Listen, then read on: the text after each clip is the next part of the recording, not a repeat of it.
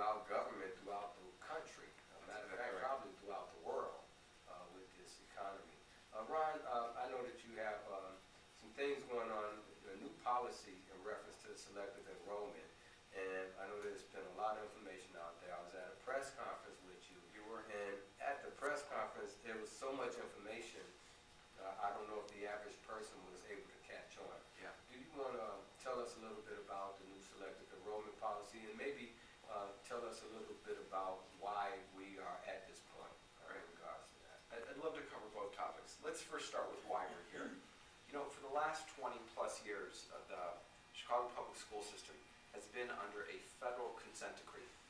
And the federal consent decree was put in place and was there, in essence, to say that the district needed to do more and needed to ensure that it had racial integration to avoid what was in the original language was racially and economically isolated schools. And so what was meant by that? What was meant by schools that were all black or schools that were all white, right? And the fear was they might have different resources. You now fast forward 20-some years later. The district has created magnet schools, they've created other options, and the district has had a good track record of integration in a lot of its top schools. Based on that, Federal Judge Kakara said that we are no longer going to be under the consent decree. So what are the implications of not being under a federal consent decree?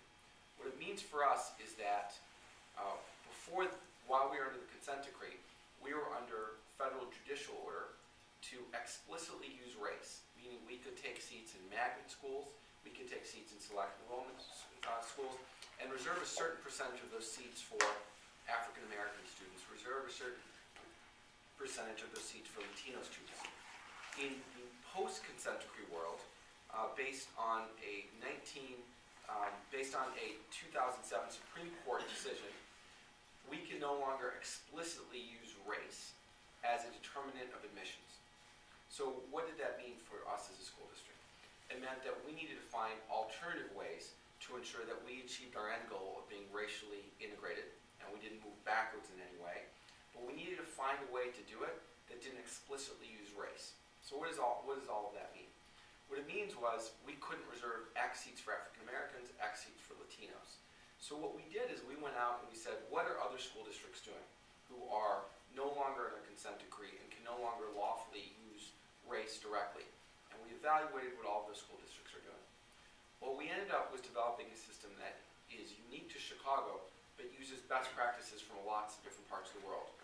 And what we did is we came up with a system that uses socioeconomic factors as the determinant of reserving seats.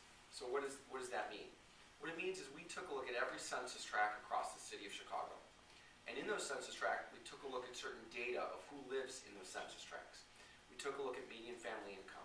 We looked at percent of single parent households. We looked at how many English language learners, multi-language folks lived in those particular homes. We looked at the educational attainment of parents. We looked at a variety of different factors.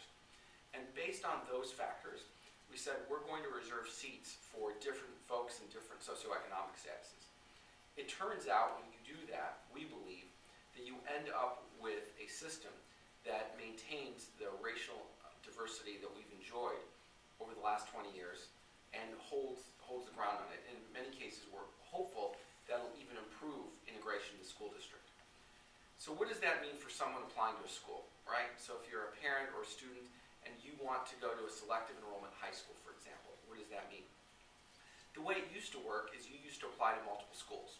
So let's take a specific example.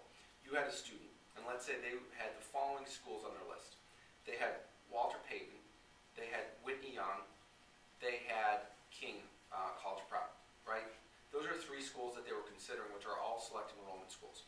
They would go through and apply for each school. And then what would happen is they would get their composite score in order to try to get into one of the selective enrollment schools. At the time that they were applying between those three schools, they didn't know their composite score. What is the composite score? The composite score looks at things like, even though we've waived attendance this year, attendance, test scores, a whole variety of factors that kind of gives a student a number, which is kind of where they fall in a ranking of trying to get into a selective enrollment school. So it's their grade in essence. And we said that's a really complicated system.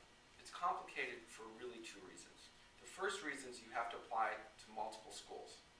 The second issue we had with it is we felt, Alderman, it was not fair. And let me tell you why it was not fair. Because if you applied to, let's use those three schools, Walter Payton, you applied to Whitney Young, and you applied to King.